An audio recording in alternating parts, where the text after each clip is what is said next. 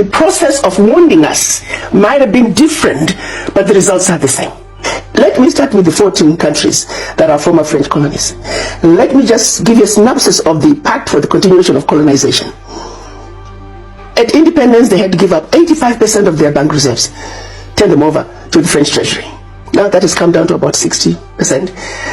And if they wanted some of that money, they had to submit a financial statement. And if approved, you could only access 20% of what you deposited the year before as a loan at commercial interest rate. France will take your deposits of the 14 countries, invest them in the French treasury under their name. You don't have to know what the returns are.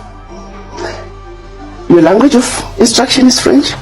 Your minerals discovered, yet to be discovered, France has first right of refusal. Your military, it has to be trained by France. You can acquire all your military equipment from France. Do you think they're going to give you the best? And then French military is going to be present in your countries and may invade you without notice if they feel their interests are being violated. What are those interests? A president saying, well, we need our money. We cannot continue to turn over our bank reserves. That's a violation. You could be invaded. And they did. Men were killed. There were coups. They were exiled. So now you take a leader who has given up his finances, he has given up his military, he has given up his natural resources, he is left with 15% of his bank reserves. Now you say to him, why can't you feed your people? Here's how I summarize it very simply. You are the bully, and you're taking 80% of my lunch every day.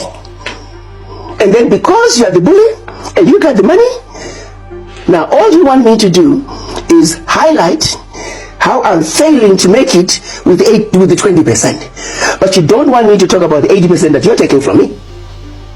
So now we are foolish enough to be allowed, our own people, to be used to highlight the failures within the 20%. Yes, we could do something with that 20%. But golly, if that pie was bigger, if this would stop taking my 80%, pardon my language, but it is the truth.